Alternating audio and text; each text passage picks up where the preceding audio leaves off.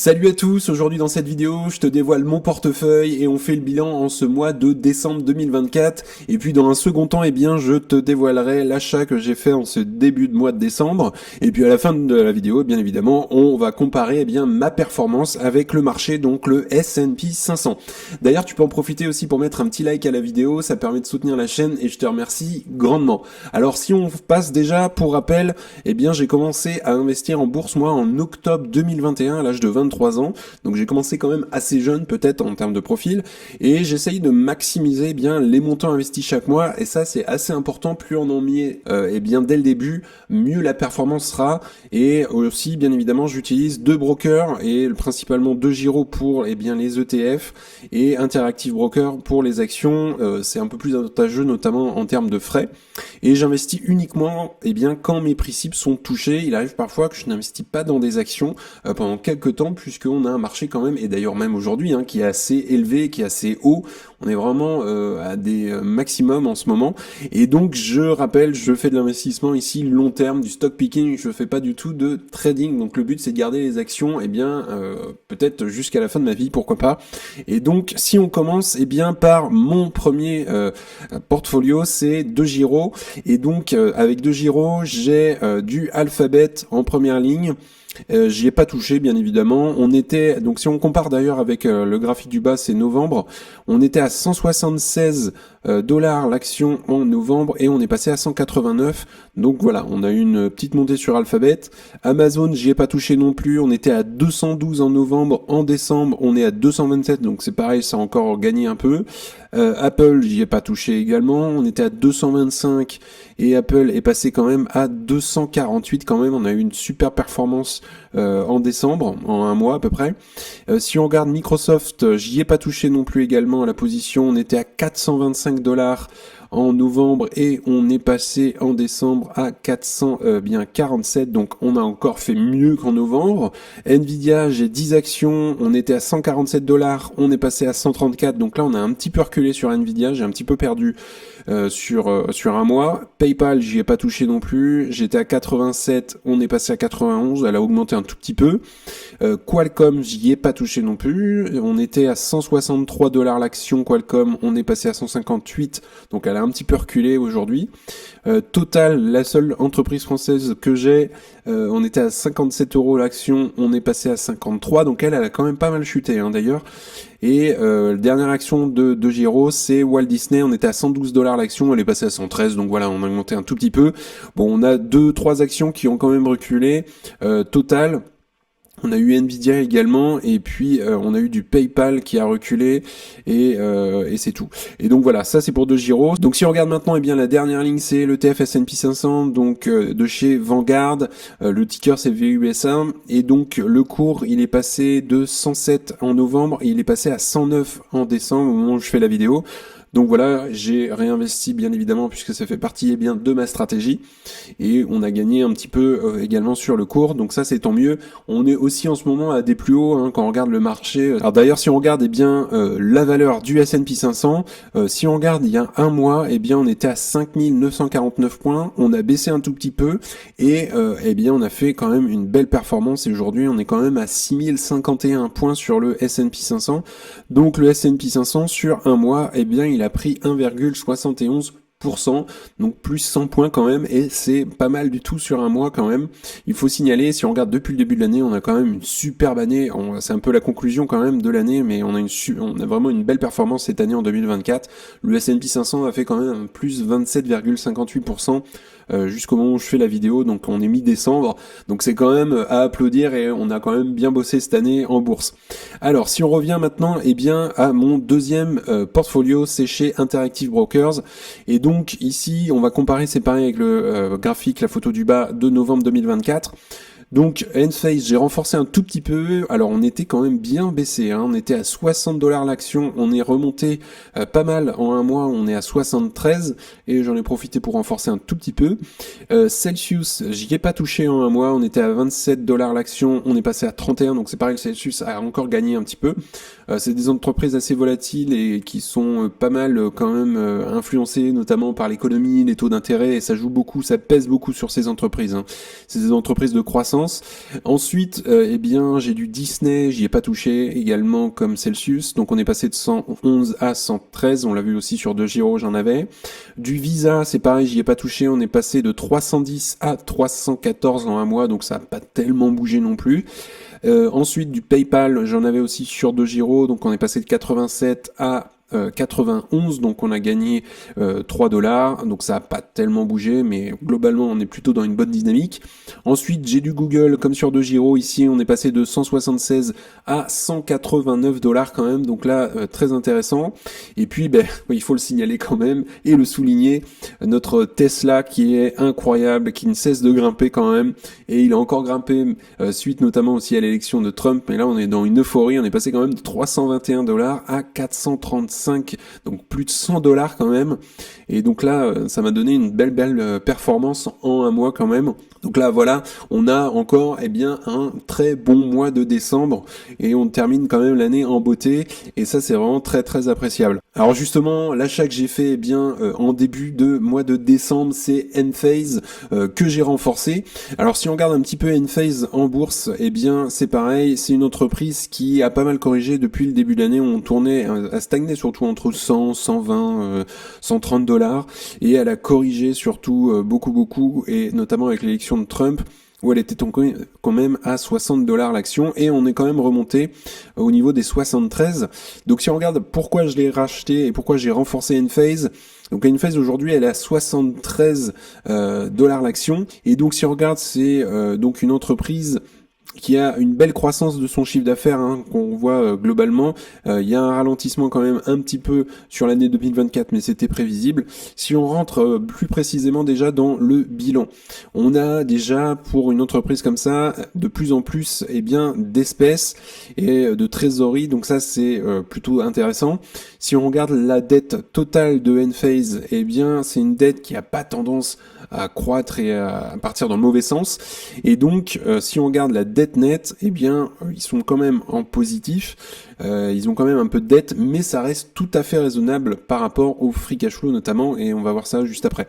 Si on regarde également le compte de résultat maintenant, alors en trimestriel, c'est là qu'il faut regarder, puisque on voit le ralentissement notamment pour l'année 2024. Mais ce qu'il faut regarder, c'est de la partie trimestrielle depuis le Q1 2024, et donc on a une belle remontada du chiffre d'affaires, et ça c'est très bien. Le creux il était au Q1 2024, et plus ça va, plus on retrouve, on va retrouver logiquement, et voire même plus d'ailleurs aussi, les niveaux qu'on avait eu avant.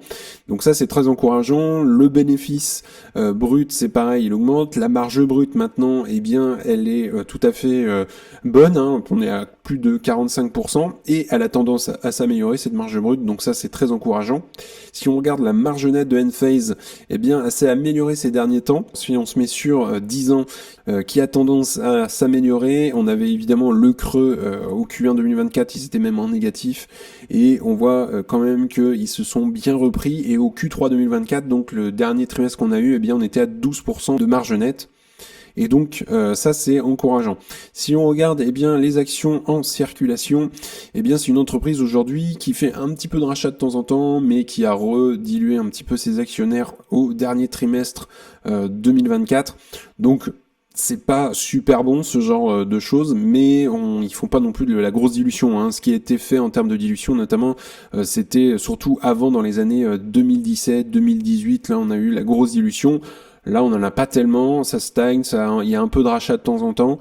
Et donc maintenant, si on passe au flux de trésorerie, en termes de résultats nets, on a de l'amélioration, ça reste très encourageant. Si on regarde également, les rémunérations en actions, ça reste tout à fait acceptable, même si, on a eu pas mal en 2022 et en 2023. Si on regarde également, alors je vais me mettre en trimestriel, les derniers free cash flow qu'on a eu, ça c'est encourageant. On a une entreprise qui gagne de plus en plus d'argent, et qui garde de l'argent surtout à la fin. Le free cash flow, c'est vraiment le cash qui reste disponible dans l'entreprise une fois que tout a été payé. Donc ça c'est vraiment très bien, et même quand ils ont fait un trimestre compliqué d'ailleurs, le Q1 2024, ils étaient quand même en free cash flow positif, donc ça c'est très bien. Et on voit d'ailleurs par rapport à l'historique qu'ils étaient en négatif il y a 10-15 ans. Alors si on regarde la marge free cash flow, c'est pareil, elle a tendance elle aussi à s'améliorer sur le long terme, et donc ça c'est très encourageant, et on a des free cash flow par action qui qui aussi augmente au fur et à mesure. Et évidemment, comme je l'ai dit tout à l'heure, mais Enphase est soumise au taux d'intérêt en ce moment et ça aide pas, il y a une compression un peu économique, mais c'est une entreprise sur du long terme et c'est le long terme que je vise avec cette entreprise. Alors si on regarde la croissance annuelle du chiffre d'affaires, eh bien on est quand même sur une croissance annuelle de 48%, ce qui est énorme. Alors c'est une moyenne sur 5 ans, mais on a une très très bonne boîte ici et qui a encore de la croissance à venir, bien évidemment. La croissance, elle, annuelle du free cash flow est de 117%, ce qui est absolument énorme, bien évidemment. On a eu un ralentissement en 2023, on aura un ralentissement aussi en 2024. C'est tout à fait normal avec les taux d'intérêt. Le ROCE, il est très très bon, hein. On est quand même à 24% sur le ROCE, et c'est surtout un ROCE qui a tendance à s'améliorer. Donc ça, c'est très encourageant. Si on regarde en termes de dette, ça reste tout à fait acceptable. Voilà, je le disais tout à l'heure, ils ont quand même un peu de dette, mais ils peuvent rembourser ça en 3 ans, donc il n'y a pas d'inquiétude là-dessus sur ce point-là. Sur la partie actions en circulation, alors c'est sur les 5 dernières années, on voit qu'ils ont fait pas mal quand même de dilution. Mais ce qui a été fait, surtout, on l'a dit tout à l'heure, c'était entre 2016 et 2020 surtout, on a eu une grosse dilution ici, et ça n'a pas tendance à augmenter beaucoup, surtout depuis 2021. Donc ça va, ça reste tout à fait correct, et c'est une entreprise aussi assez jeune, et qui a encore de l'avenir. Et puis pour terminer, la marge du free cash flow aujourd'hui elle est à 24,48% sur une moyenne 5 ans, donc ça c'est vraiment très très bien, pas de souci là-dessus, et en plus on a des marges qui augmentent. Alors maintenant on va regarder la valorisation de Enphase. Donc on a un cours de l'action à 73 $ pour l'instant, et donc le ratio prix free cash flow il est lui à 29,67, et si on regarde la moyenne 5 ans elle était à 60 et la moyenne 10 ans était à 38, donc ça peut laisser entendre déjà quand on regarde ça qu'on a une entreprise déjà qui est bien moins chère par rapport à son historique, et donc peut-être s'y intéresser. Alors si on regarde le taux de croissance, moi j'ai pas mis plus de 10 ici, et le ratio prix free cash flow, je suis resté assez conservateur, hein. Très honnêtement, je vais pas mettre plus de 20. Et dans une hypothèse comme celle-ci, il faudrait donc acheter l'action avec une marge de sécurité, avec autour des 12-13%. Si on se base sur 12% de retour sur investissement par an, hein, on serait à 70 $ l'action. Et si on se met sur du 10% par an, ce qui est à peu près l'équivalent d'un S&P 500, on serait autour des 82 $ l'action. Donc voilà, on est vraiment aujourd'hui 73, c'est pour ça que j'en ai profité pour la renforcer un tout petit peu, Enphase, et donc pile poil dans les prix qui me conviennent, autour des 70 $, c'est parfait. Donc voilà, ça c'est pour Enphase, ce que j'ai acheté notamment début décembre. Alors maintenant on va comparer ma performance avec le marché, donc le S&P 500, et puis d'ailleurs en bas à gauche tu as le graphique de novembre 2024, donc il y a un mois. Donc si on regarde la courbe rose, c'est l'addition de mes deux portefeuilles, et puis la courbe violette, donc qui est en dessous d'ailleurs, c'est la performance du S&P 500, donc le marché, les 500 plus grandes entreprises du marché américain. Et donc si on regarde, j'ai mis une petite flèche. Alors on était arrivé au point rose ici tout en haut, ça c'était novembre, et ça correspond pour le mois de décembre à ce point qui est là au niveau de ma flèche. Donc on voit très clairement la grosse remontée ici de mes portefeuilles, et ça notamment ça a été tiré en partie et surtout pas mal par Tesla ce dernier mois, qui a fait quand même une superbe performance, et ça a tiré vachement le portefeuille. Donc on voit très clairement un mois la belle performance. Et donc, ce qu'on doit en tirer surtout, c'est que, déjà, on voit très clairement que là, mes portefeuilles font bien mieux que le S&P 500, qui a environ une performance de 10% par an. Donc, je suis largement dessus. Et ce qu'il faut en tirer surtout, c'est que c'est le long terme qui fait la différence. Quand j'ai commencé, on était en 2021. On voit très clairement que voilà, ça se balade, ça se colle un peu entre mon portefeuille et la performance du marché. Et puis même parfois ça passe en dessous d'ailleurs, et ça reste collé, et globalement on voit qu'au bout d'à peu près un an et demi, on voit que ça commence à se détacher de plus en plus, et que l'écart se fait de plus en plus entre la courbe violette et la courbe rose. Et ça c'est très encourageant pour la suite, puisque je vise à faire bien mieux au moins que le S&P 500, ou faire tout aussi bien. Et donc là c'est très encourageant d'avoir une performance qui est bien meilleure que le S&P 500. Conclusion, eh bien, je m'en tiens à mes principes qui sont dans mon tableur. Bien évidemment, il faut faire ces analyses au préalable et une fois qu'il y a une correction ou une fois que le marché, eh bien, est en train de corriger, de cracher, eh bien, ça permet d'être plus réactif et de rentrer beaucoup plus vite, c'est bien sûr les actions qui nous intéressent. Alors, bien évidemment, j'investis moi régulièrement, c'est hyper important d'investir régulièrement. Ça fait aujourd'hui maintenant que 3 ans que j'investis, c'est une période assez courte quand même pour avoir du recul en bourse. En général, on prend au moins 5 ans pour voir une bonne performance. Mais aujourd'hui, comme on l'a vu juste avant, eh bien, j'ai un bilan qui est quand même très encourageant puisque j'ai une performance qui est bien meilleure que le marché, que le S&P 500.